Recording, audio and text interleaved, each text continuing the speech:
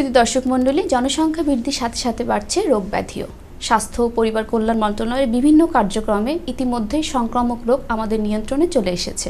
সেই সাথে বেড়ে চলেছে সারা পৃথিবীতে অসংক্রামক রোগের পরিমাণ। বর্তমান সরকার এই অসংক্রামক রোগ নিয়ন্ত্রণে কি কি কাজ করছে, চলুন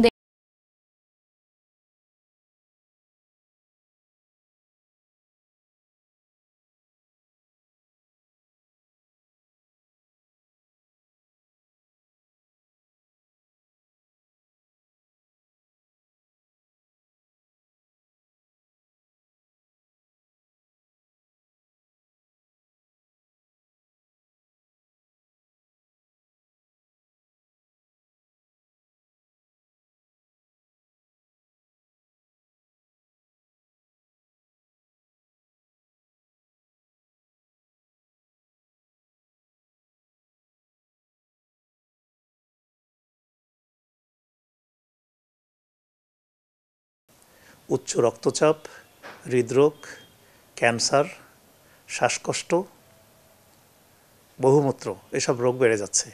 এই রোগগুলোকে অসংক্রামক রোগ বলে। আমাদের দেশ অর্থনৈতিকভাবে উন্নয়নশীল হচ্ছে, আমাদের জীবনযাত্রা পরিবর্তন হচ্ছে।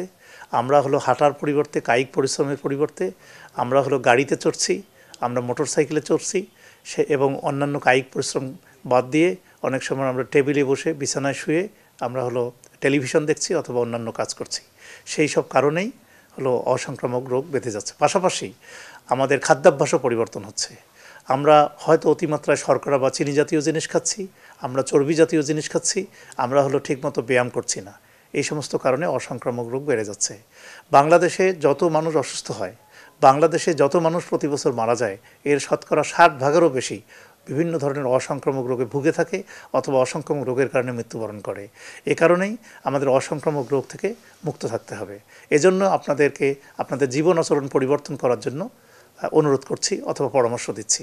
প্রথমত, প্রতিদিন অন্তত 30 মিনিট প্রত্যেক লোককে হাঁটতে হবে। যদি 1 ঘন্টা হাঁটা যায় তাহলে আরও ভালো। আমাদের খাওয়ার সময় পরিমিত খাবার খেতে হবে, শাকসবজি বেশি খেতে হবে। আমাদের শর্করা জাতীয় খাবার যেমন ভাত, আটা এবং মিষ্টি জাতীয় খাবার এগুলো পরিহার করতে হবে। এমনকি চর্বি জাতীয় খাবার পরিবর্তন করতে হবে। আমরা যেমন পরিশ্রম করব, ঠিক আমাদের খাওয়াটা যদি তার সাথে মিলিয়ে নেই, তাহলে আমরা অসংক্রামক রোগ থেকে মুক্তি পেতে পারি।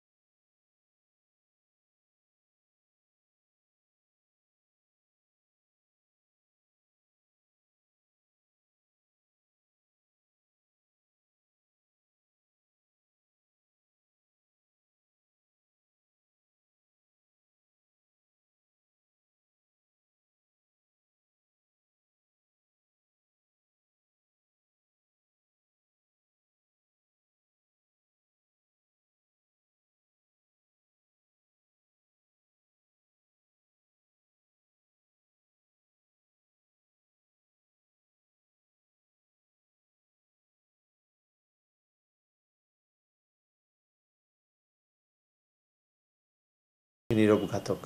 আমরা বাংলাদেশ সরকার সেই রোগ নিয়ন্ত্রণ, প্রতিরোধ এবং রোগের জটিলতা দূর করার জন্য সরকারের সুনির্দিষ্ট কর্মসূচি রয়েছে। প্রথমত আমি বলি, রোগ নির্ণয়ের জন্য বাংলাদেশে যে সমস্ত কমিটি ক্লিনিক রয়েছে গ্রাম পর্যায়ে, সেখানে বিনামূল্যে রক্তের শর্করা বা ব্লাড গ্লুকোজ লেভেল আমরা পরীক্ষা করে থাকি। দ্বিতীয়ত আমরা রক্তচাপ সেটা মাপার ব্যবস্থা করে থাকি বিনামূল্যে, এবং ঔষধ বিতরণও উপজেলা পর্যায়ে আমাদের হয়ে থাকে।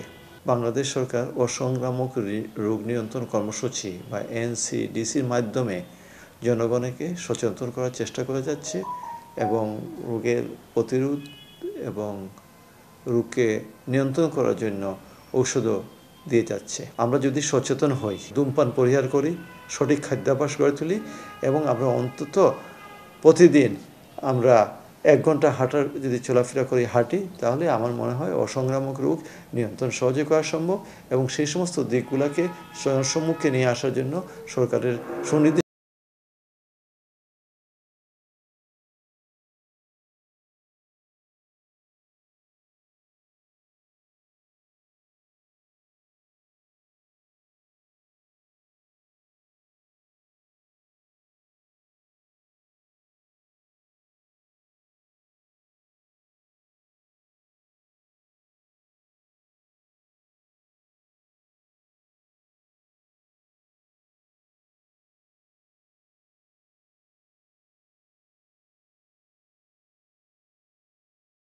কমিউনিকেবল ডিজিজ অথবা এনসিডি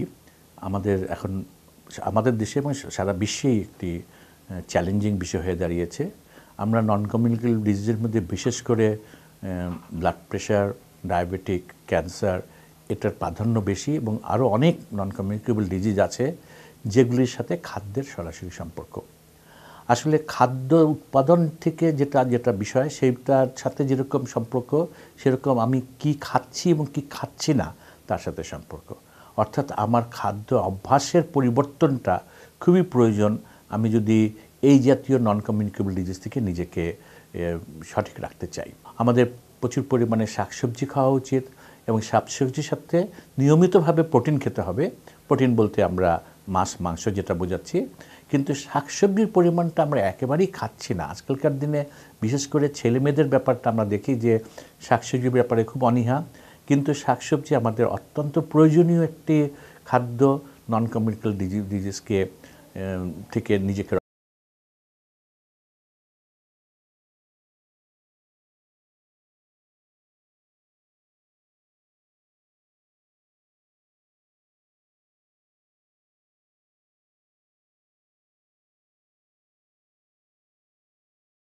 রোগে আক্রান্ত হচ্ছে। অসংক্রামিত রোগের কারণ অনেকগুলো। কোন ব্যক্তি কী ধরনের অসংক্রামিত রোগ দ্বারা আক্রান্ত হবেন এটা পূর্ব নির্ধারিত হিসেবে বলা যায় না। তবে এর মধ্যে প্রধান 3টে কারণ। প্রথমত জীবনযাত্রা এবং খাদ্যাভ্যাস, দ্বিতীয় কারণ ফিজিক্যাল ইনঅ্যাক্টিভিটি, আর তৃতীয় কারণ জেনেটিক্স। এর মধ্যে আমরা 3টেকে যদি তুলনা করি তাহলে দেখা যাবে যদি আমরা সমস্ত জনগোষ্ঠীকে একসঙ্গে মূল্যায়ন করি সেক্ষেত্রে খাদ্যাভ্যাস এবং জীবনযাত্রা সবচেয়ে প্রধান। আইডিআরসির অর্থায়নে বাংলাদেশে অসংক্রামিত রোগের একটা প্রকল্প সম্পন্ন করেছি এবং এই গবেষণা প্রকল্পের মূল উদ্দেশ্য ছিল প্রধানত 3টি। বাংলাদেশে এ পর্যন্ত স্বাস্থ্য সম্পর্কিত যে গবেষণা হয়েছে তার মধ্যে অসংক্রামিত রোগ নিয়ে যে গবেষণাগুলো হয়েছে সেগুলো অসংক্রামিত রোগের কারণ এবং এটা কিভাবে বিস্তারিত হয় তার উপরে জোর দেওয়া হয়েছে। কিন্তু কি কারণে হয়, যেমন খাদ্যাভ্যাস অথবা শারীরিক পরিশ্রম, এগুলোর উপর গবেষণা খুবই নগণ্য অথবা নেই বললেই চলে। আইডিআরসির এই গবেষণা আমরা এই খাদ্যাভ্যাস এবং জীবনযাত্রা এবং শারীরিক পরিশ্রম এই 3টির সঙ্গে আমাদের অসংক্রামিত রোগের প্রভাব কিভাবে পরিবর্তিত হচ্ছে এটাই আমাদের মূল।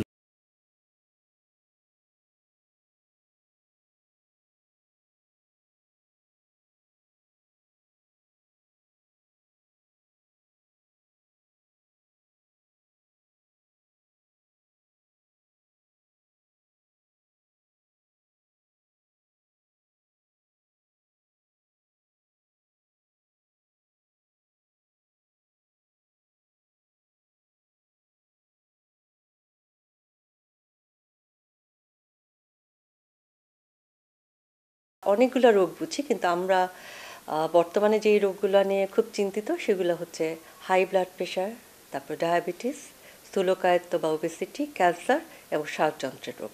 এই কয়েকটা রোগের উপর আমরা বেশি জোর দিচ্ছি, কারণ এই রোগগুলাই ব্যাপক আকারে বাংলাদেশে এখন দেখা দিচ্ছে অন্যান্য রোগের সাথে।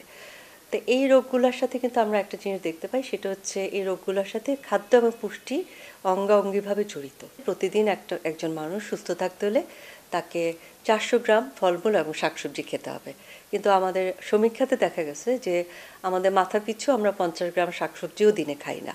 দেশি ফলমূল কিন্তু এমনভাবে তৈরি যে মৌসুমি যে ফলমূলগুলা সেগুলাতে অনেক বেশি পরিমাণে ফাইবার, অনেক পরিমাণে পানি, মিনারেল, অ্যান্টিঅক্সিডেন্ট এগুলো আছে, যেটা আমাদের শরীরকে এই অসংক্রামক রোগ থেকে রক্ষা করে। অসংক্রামক রোগ বা এনসিডির সাথে কি করে খাদ্য ও পুষ্টি জড়িত, তাহলে আমরা দেখতে পাচ্ছি যে আমাদের সুষম খাদ্য সম্পর্কে জ্ঞানের অভাব, তারপরে আমাদের যে প্যাকেটে আমরা যে খাবারগুলো খাচ্ছি সেখানে আমাদের ক্যালোরি লেখা থাকে না।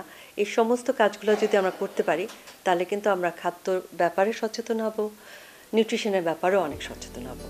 আর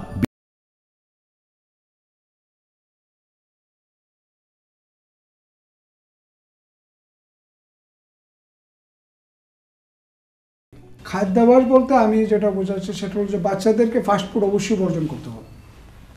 মিষ্টি জাতীয় খাবার যারা বয়স্ক আছে সেটা মিষ্টি জাতীয় খাবার বর্জন করতে হবে এবং আমাদের কীটনাশক মুক্ত শাকসবজি এগুলো আমাদের গ্রহণ করতে হবে। এই ধরনের খাদ্যাভ্যাসগুলো আমরা যদি গড়ে তুলতে পারি তাহলে আমাদের এই নন কমিউনিটি ডিজিজের সংখ্যা কমে। প্রত্যক্ষ ভূমিকা পালন করছে সরকারি অসংক্রামক রোগ কন্ট্রোলের ব্যাপারে। মনে করেন যে আমাদের সরকারি হাসপাতালে ব্লাড প্রেশারের ওষুধ সবসময় সাপ্লাই থাকে এবং আমরা নিয়মিত স্বাস্থ্য শিক্ষা করে থাকি। বিশেষ করে স্কুলগুলোতে আমরা মা সমাবেশ করি, মায়েদেরকে আমরা বিভিন্ন পুষ্টিকর খাবারের ব্যাপারে আমরা বলি এবং বাচ্চা যারা আছে তাদেরকে খুদে ডাক্তারের মাধ্যমে তো একটা প্রোগ্রাম চলমান আছেই, তারপর আমরা মাঝে মাঝে এদেরকে নিয়ে বসি। আমাদের হেলথ এডুকেশন অফিসার উনি যান, উনি এদেরকে শিক্ষা দেন যে ফাস্টফুড খাওয়া যাবে না, জাঙ্ক ফুড খাওয়া যাবে না, কোমল পানীয় খাওয়া যাবে না এবং ধূমপানের বিপক্ষে আমরা আমাদের জিরো টলারেন্স, এই সমস্ত জিনিসের ব্যাপারে আমাদের সরকারি কার্যক্রম চলমান আছে এবং আমরা আরও এই ধরনের কার্যক্রম জোরদার করার ব্যাপারে আমরা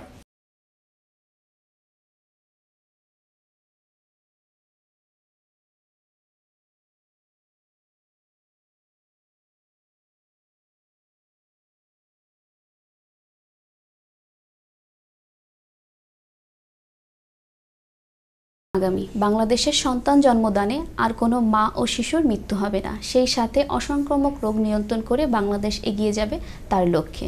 ভালো থাকবেন, সুস্থ থাকবেন। আল্লাহ হাফেজ।